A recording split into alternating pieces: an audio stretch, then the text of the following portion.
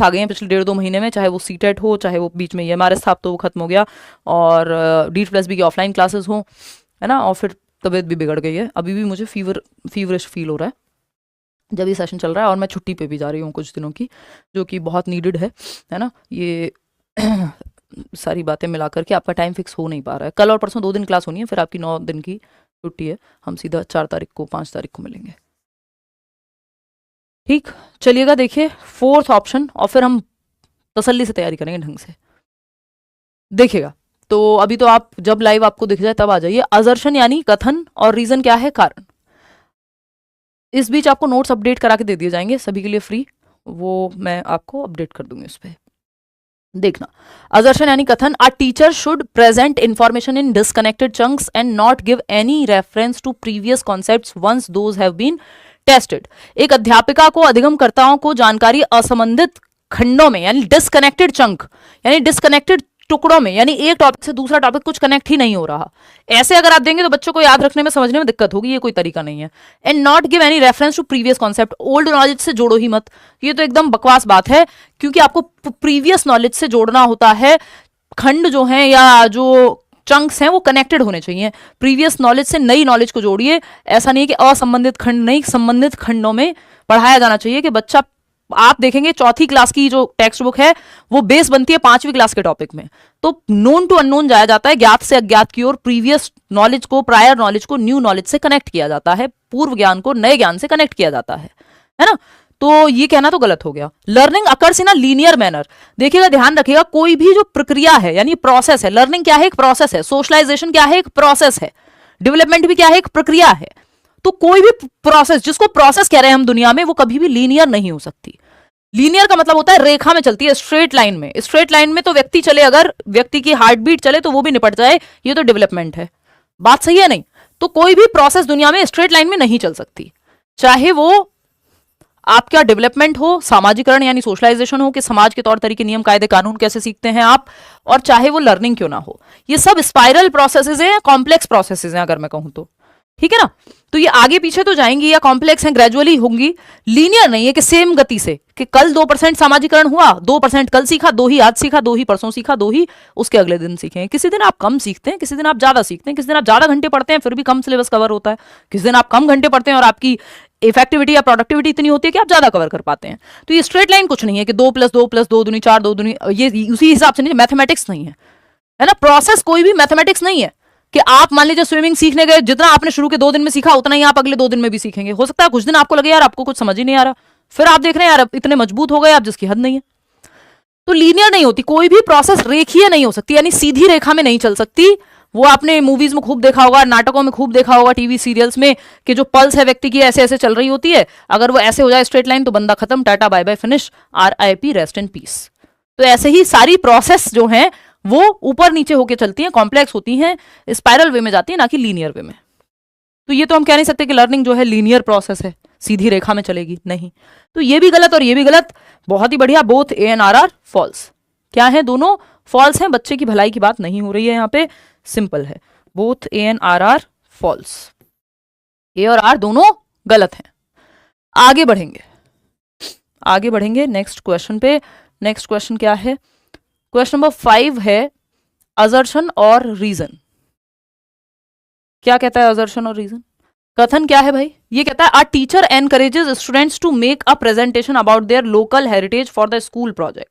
यानी एक टीचर है जो एनकरेज कर रहा है, प्रोत्साहित कर रहा है बच्चों को, स्टूडेंट्स को, विद्यार्थियों को, टू मेक अ प्रेजेंटेशन, एक प्रेजेंटेशन बनाने के लिए, एक PPT बनाने के लिए, may be about their local heritage for the school project, कि उनका जो लोकल हेरिटेज है, स्थानीय विरासत है, कोई पुरानी बिल्डिंग हो सकती है, कोई कुआं हो सकता है, कोई और जगह ऐसी हो सकती है जो स्थानीय विरासत है उस जगह के लिए, तो उस पर एक प्रेजेंटेशन बनाए, उसकी हिस्ट्री पे, उसके फोटोज के बारे में, उसको कैसे जो है बेहतर बना करके रखा गया है ना। तो ये सब के बारे में, बच्चा कहाँ है, बच्चा एक्टिव है, जहां बच्चा एक्टिव है वो कभी गलत नहीं होता, सही होता है। बच्चों को एनकरेज किया जा रहा है कुछ एक्टिविटी करने के लिए, कुछ भी समझ नहीं आया, इतना समझ आ गया कि बच्चा एक्टिव है तो बात सही है। अब आपको आर चेक करना है। Sharing experiences from one's community and heritage helps students feel included in the classroom. यानी जब अपने समुदाय और अपनी विरासत से संबंधित अनुभवों को साझा करेगा बच्चा, वो जहां से आता है उसके कल्चर से, उसके बैकग्राउंड से, उसकी रियल लाइफ से आपने अगर कनेक्ट कर दिया, अपने एक्सपीरियंस जब वो शेयर करेगा तो उसको इंक्लूडेड महसूस होगा और उसको लगेगा मेरे समुदाय की बात भी कही जा रही है, क्लासरूम जो है, जो मेरी बाहर की लाइफ है और क्लासरूम की लाइफ है, वो दोनों कनेक्ट हो रहे हैं। तो ये बात तो सही है। तो अगर अब आप देख रहे हैं दोनों सही हैं, अब देखते हैं दोनों एक दूसरे के लिए कैसे सही हैं। A teacher encourages students to make a presentation about their local heritage for the school project because, simple because लगा के देख लेना है तो बात बन जाएगी। Because sharing experiences from one's community and heritage helps students feel included in the classroom. इसलिए करना चाहिए क्योंकि बच्चे जो है कनेक्टेड महसूस करेंगे। तो एक अध्यापक विद्यार्थियों को विद्यालय परियोजना हेतु अपनी स्थानीय विरासत पर प्रस्तुति तैयार करने को प्रोत्साहित करता है, क्योंकि अपने समुदाय और विरासत संबंधित अनुभवों को साझा करना विद्यार्थियों को समावेशित महसूस कराने में मदद करता है। बिल्कुल सही है, एकदम करेक्टली ये एक्सप्लेन कर रहा है क्योंकि लगाते ही। पहले आपको ये चेक कर लेना है दोनों सही है या नहीं है। बात तो सही है, तो both A and R true and R is the correct explanation of A. बात सही है कि नहीं है? आगे बढ़ेंगे। क्वेश्चन नंबर 6 देखिएगा, ये क्या कहता है क्वेश्चन नंबर 6, फटाक से समझेंगे क्या कहता है क्वेश्चन नंबर 6।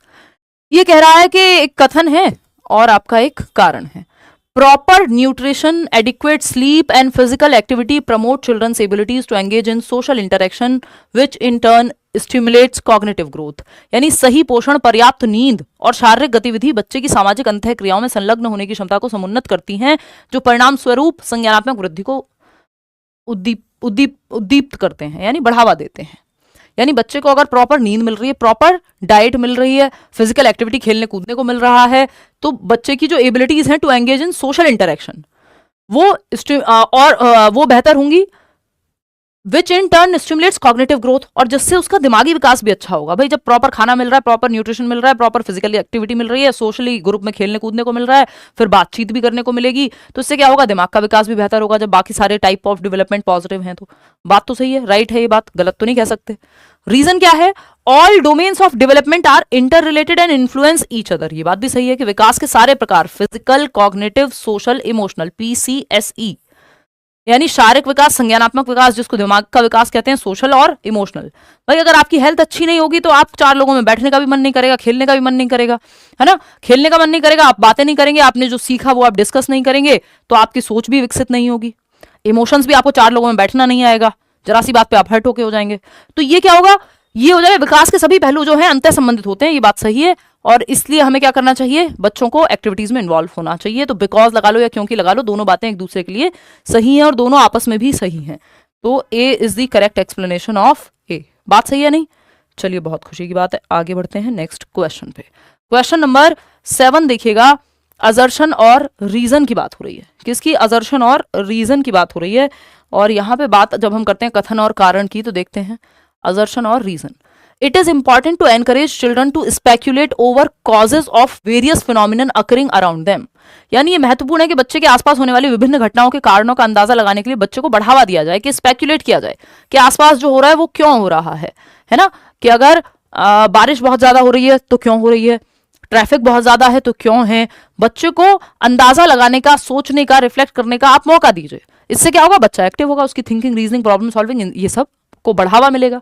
तो बच्चों को आप महत्व दे रहे हैं, एनकरेज कर रहे हैं, प्रोत्साहित कर रहे हैं एक्टिव रहने के लिए। बच्चा कुल मिलाकर के एक्टिव है, जहां बच्चा एक्टिव है वो बेस्ट है। अंदाजा लगाने के लिए बढ़ावा दे रहे हैं, इसका मतलब वो सोचेगा।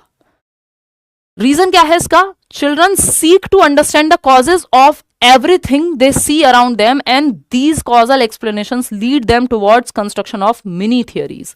यानी बच्चे अपने आसपास दिखी हर घटना का कारण खोजना चाहते हैं, क्यूरियस होते हैं ना, जिज्ञासा है, जानना है उन्हें क्यों हो रही है कोई चीज, और उनकी कारक व्याख्या, ये जो उनका कॉजल एक्सप्लेनेशन है कि कोई चीज कॉज एंड इफेक्ट क्यों होता है, बारिश हुई है पानी भरेगा, क्यों हो रहा है, उन्हें लघु सिद्धांतों के निर्माण की ओर ले जाता है। यानी वो अपनी मिनी थियरीज बनाते हैं कि ये इसलिए होता है, अपनी एक समझ बनाते हैं दुनिया की। बात सही है?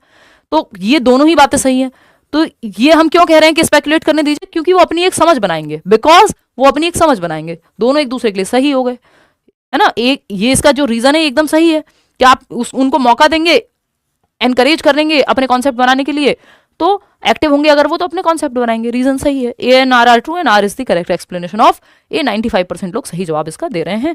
आगे बढ़ जाएंगे हम इसके साथ। क्वेश्चन नंबर 8 देखिएगा, असर्शन और रीजन की जब हम बात कर रहे हैं तो ये